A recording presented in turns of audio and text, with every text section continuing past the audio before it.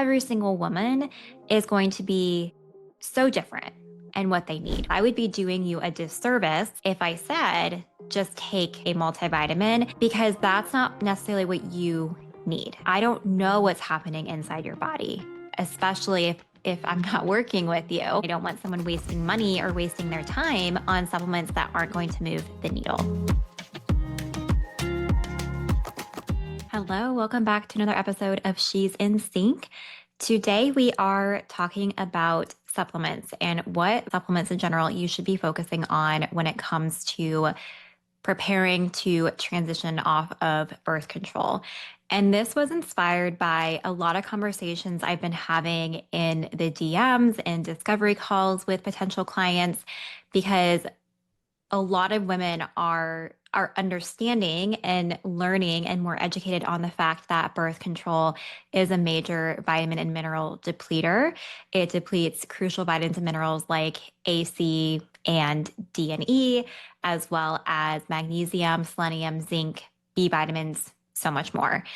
And vitamins and minerals are so important for the health of all of our cells, all of our tissues, all of our organs. And so this is a major consequence of being on birth control long term. So when women stop, this is a big root cause of why so many hormone symptoms come back, whether it's acne, painful periods, mood issues, the list goes on and on. And they're wondering, what should I be taking ahead of time to prevent this from happening? And so the first thing I want to say is that you're probably not surprised. I'm not going to give a black or white answer of these are the supplements that every single person should be taking. Instead, I'm going to take a more nuanced and a more, personalized approach of test versus guess and figure out what your body needs more of. And I want to talk about why, because I still want to give you some tangible, like, this is probably what you need more of. But I want to explain why, because I would be doing you a disservice if I said, just take XYZ vitamins and minerals, or just take a probiotic, just take a multivitamin, because that's not necessarily what you need. I don't know what's happening inside your body, especially if I'm not working with you. So I can't do that. And I don't want someone wasting money or wasting their time on supplements that aren't going to move the needle. However, what I can share with you is the benefit of what specific lab tests we should be doing. And the number one lab test I recommend all women who are transitioning off birth control or who have already stopped and are experiencing symptoms, what tests they should start with, and what information that's going to give us so that you can get a personalized and strategic supplement plan, and also know what foods to focus on, because we can't out-supplement a poor diet. It's very lazy medicine, in my opinion, when doctors or OBs tell women, oh, we'll just take a multivitamin, you'll be fine, when they ask, what should I take before stopping birth control? And this is something, again, I've heard a lot in my conversations with women recently, is they've been told, okay, we'll just take a multi. And the problem with this is it's a blanket solution. And I even hate to say solution, it's not a solution, but it's a blanket recommendation that doesn't account for your unique needs. Every single woman is going to be so different in what they need. What my supplement routine looks like is going to look different than yours. What yours is going to look different than your friends or your sisters or your mom. There's such nuance to this. And the other thing is that vitamins and minerals, they interact with each other. So for example, zinc depletes copper. So sometimes that's a good thing if we have too much copper, but if we have low copper and we're taking zinc for immune health, or we read that it's important when stopping birth control, that can actually make things worse, because that can deplete copper, and that can lead to mood symptoms, fatigue, joint pain, those types of things. So a couple examples of this would be, I'll share one more recent one that I just did. Was I have a client who has stopped birth control, and she stopped it about a year ago, and she has yet to get her period back. And she's also struggled with chronic acne her entire life, and it kept getting worse and worse once she stopped birth control. She was put on birth control to get her period back and to help with her acne. We know that those weren't root cause approaches. And those simply mask the deeper imbalances that were going on. So it's no surprise that when she stopped, those things came back. And she hasn't had a period in almost a year. We just started working together to correct that, as well as getting to the root cause of her acne. When she came to me, she was taking a prenatal. So she was taking a prenatal and she was taking an iron supplement. Now, iron is one that I rarely supplement with unless I do a full iron panel, because a lot of women have poor iron recycling, which is a built-in system that, you know, impacts our ability to get iron out of the tissues and into the blood where it should be. And that can cause inflammation. And then a lot of times women can have what's called iron overload, where they have too much iron in general in their blood and in their tissues, and that can cause inflammation. I see that a lot in my acne clients and in my clients with painful periods, or PMS. And so sometimes those clients need to even give a blood donation one time or multiple times to normalize their iron stores. But if a conventional doctor just runs like a serum iron or a ferritin and they see that one or both of those is low, they will jump to the conclusion of like, oh, they need an iron supplement. But we have to look at the whole picture. We have to look at how is the iron recycling in the body. So we need a full iron panel. We need a TIBC. We need a transferrin. We need percent saturation. We need a serum iron. We need a ferritin.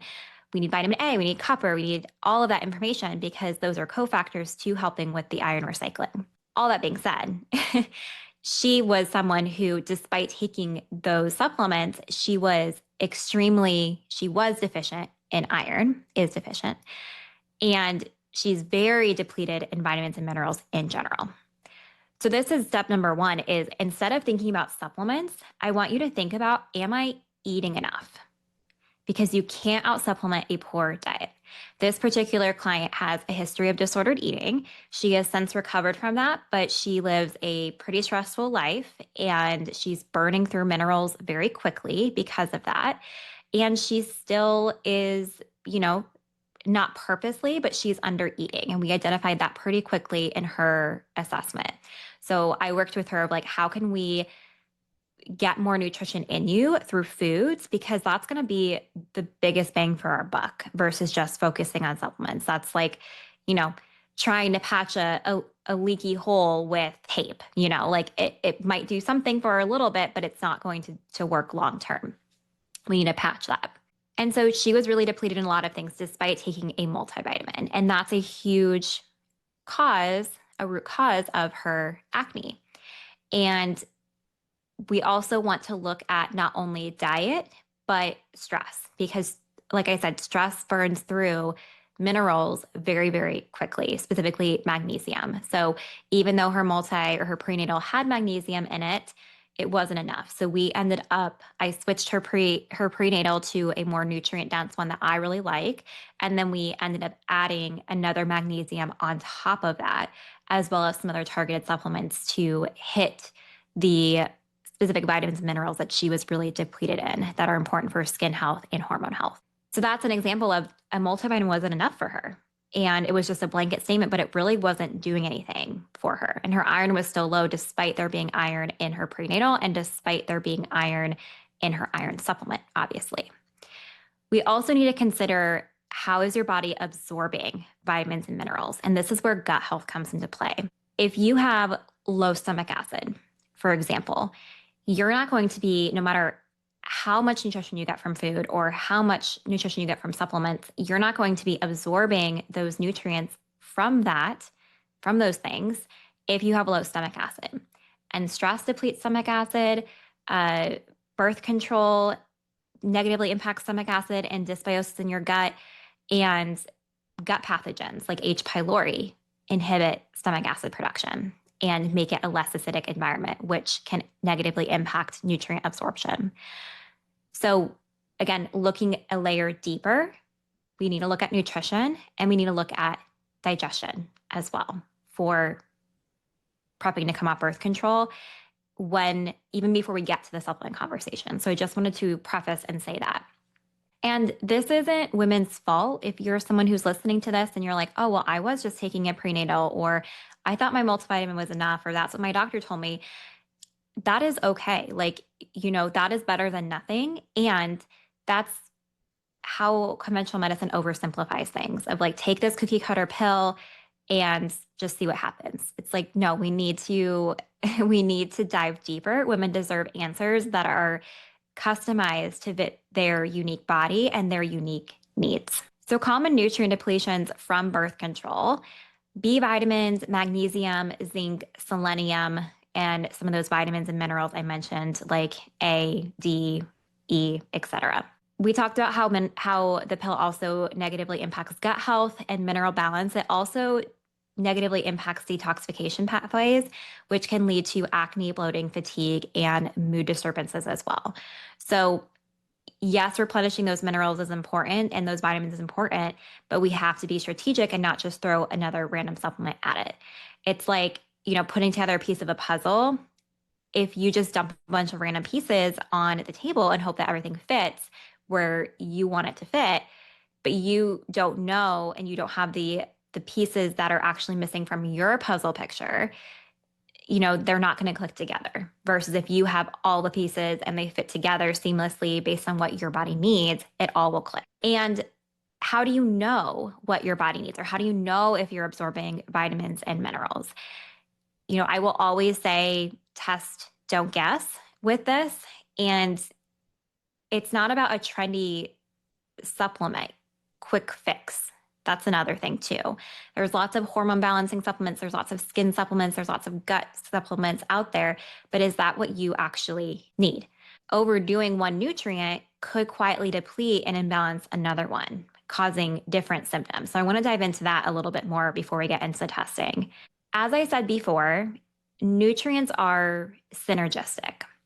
So, for example, magnesium and sodium are synergistic. If a lot of women are supplementing with magnesium, which some people need, a lot of people need, but if someone's depleted in sodium, then taking a bunch of magnesium is going to further deplete sodium, which can lead to poor stress resiliency or poor ability to cope with stress, low energy, poor stomach acid, which plays into we need enough sodium to create stomach acid, which is that digestion and mineral absorption piece. And symptoms of low sodium could be feeling weak, lightheaded, bloated, or poor digestion. Vitamin D and vitamin A. This is another one. I see a lot of people taking vitamin D because we've just been told, a lot of people are deficient in vitamin E, especially those of us who live in climates like the Midwest where it's dark a lot of the time. It's really sad. It's already starting to get dark here at night, and I love the summer. I'm not a fall gal. I mean, I shouldn't say that. I'm not like anti-fall. I just know what's coming after fall, which is winter, which in the Midwest, it's like you kind of just wait for it to be over. We don't have much to do outside in the winter, but I digress. So vitamin D, for those of us in climates like the Midwest, we are told to take vitamin D because it's assumed that those levels are low. And most of the time clinicians are just testing one level of vitamin D versus I do both. So we have an active form and we have a storage form. And most of the time doctors are just testing the storage form, but we have to test the active form because vitamin D, if we take too much of that, it can lower vitamin A, which vitamin A is crucial for skin health, immunity, for thyroid, for hormone signaling. And so if we have low levels of vitamin A because we're taking in too much vitamin D, this can cause acne, this can cause, hair, skin, nail issues, a sluggish thyroid. And so we can't just blindly take that supplement because it could be negatively impacting our symptoms. And the final one I want to say that I see a lot of women taking because we've just been told or it's assumed that we should is calcium. And calcium interferes with magnesium if we're taking too much. So over supplementing with calcium can push out magnesium. And this can result in cramps or, whether it's like just muscle cramps or spasms, or it could be like cramps in our period, during our period, constipation, and heart palpitations. And I very rarely supplement with calcium. I also very rarely supplement with vitamin D too, if I'm going to be honest, because when we look at the whole picture, most of the time when I'm looking at it, people don't need more vitamin D. We need to work on like vitamin A and magnesium and some other things.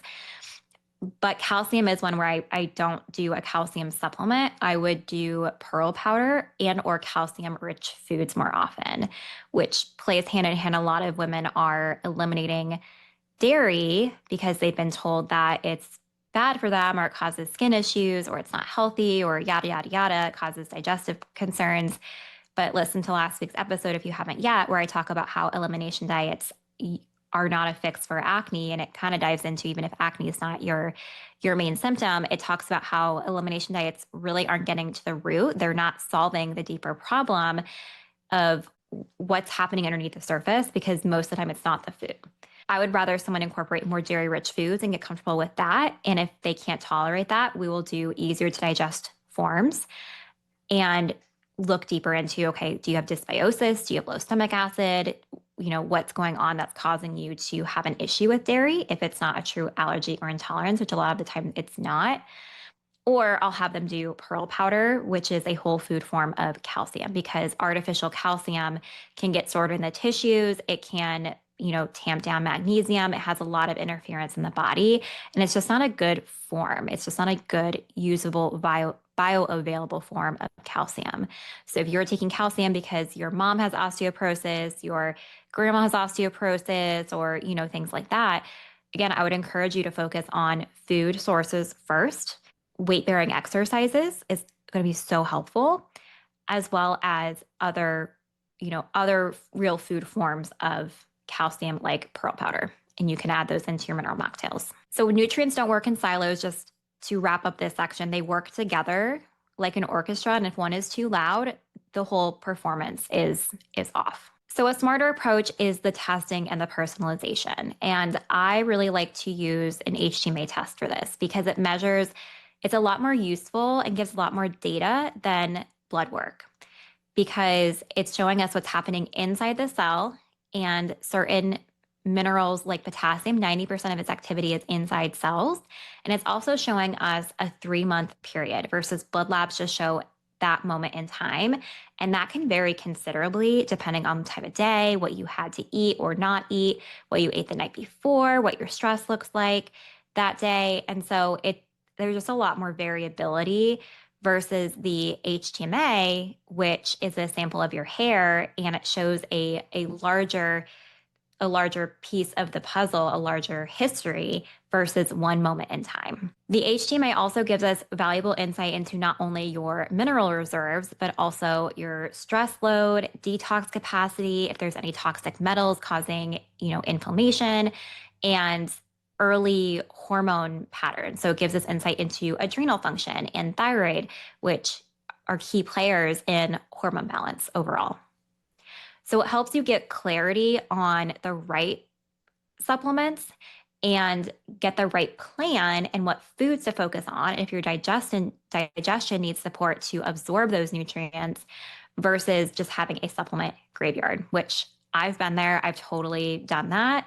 And I wasted so much money on supplements. I didn't do anything, and years of my life just trying to out supplement my symptoms versus the testing to get my personalized plan and know exactly what my body needed in that moment. And I regularly do testing at myself. I'm actually getting blood labs done tomorrow just to see what my levels look like and if I need to make any modifications or tweaks in my routine. So circling back to my client who I mentioned earlier, who was taking a multivitamin or prenatal and taking an iron supplement, but her levels were still massively depleted. After we did targeted testing, including the HTMA test, we were able to see what exactly she needed. So I put her on a customized protocol with specific foods she should incorporate to get those minerals and those vitamins, as well as targeted supplements that were going to strategically repair what she needed the most to clear her acne, to have more energy, and to balance her hormones after stopping birth control. So this comes from, having a strategy and a personalized plan, not guessing. If you're going to try and guess your way through it or research your way through it, it's not going to be helpful and take it from someone who tried to do that, you're going to waste a lot of time and a lot of money doing that versus investing in some testing to know exactly what nutrients your body needs the most. So with that being said, multivitamins are not enough. Most women need more, and you need to figure out exactly what your body needs the most to make for sure that you're getting what you need.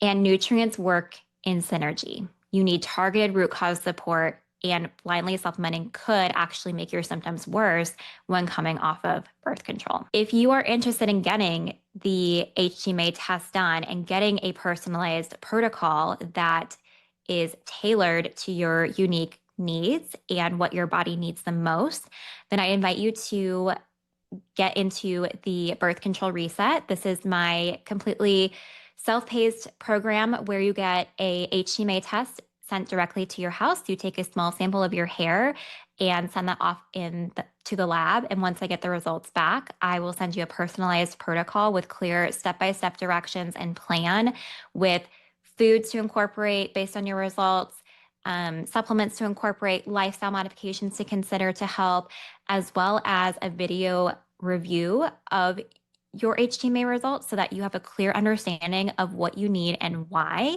and how your body is functioning underneath the surface so that you know exactly how to transition off birth control with a clear plan and avoiding the hormonal chaos versus chasing those symptoms after the fact. So the link to that is in the show notes below. I hope you consider that. And if you have questions on it or if it's the right program for you, feel free to reach out to me on Instagram, my DMs, or apply at the link in the show notes as well for a free strategy call. And we can chat through whether that program is the right fit or if another program might be a better option for you. So let's talk about how I am nourishing myself recently. So a couple weeks ago, I took a trip to Bend to have a little girls' weekend, Bend, Oregon. Such a cool city. If you haven't been, definitely put it on your list of places to go. And me and my two business besties, who I met through a business coaching program I was in a little over a year and a half ago, almost 2 years, when I first went into private practice for myself in my own business. We connected, and I had met one of them in person before because she lives in the Midwest. So we met in Indianapolis in between us, our two places. But we had never met Cecily before in person. And so we traveled out to her neck of the woods, and we had amazing drinks and food, lots of outdoor time. And it was just one of those weekends where it was so rejuvenating for the soul. Like, we laughed, we talked about business stuff, we talked about life stuff. And, going into business on your own is a big undertaking. It is a lot. And only people who are in it truly understand it. And so it was just so nice and refreshing to talk with them about things that they only understand, and also not talk about work and just have a good time. So it was very, very nourishing. Okay, thank you so much for listening. And if you haven't yet subscribed, please hit that subscribe button, whether you're on Spotify, YouTube, or Apple. It helps more viewers find the show and find this information because we know more women need this. So I really, really appreciate that. And if you've already done that, thank you so much for your support. Until next time, stay nourished, friends.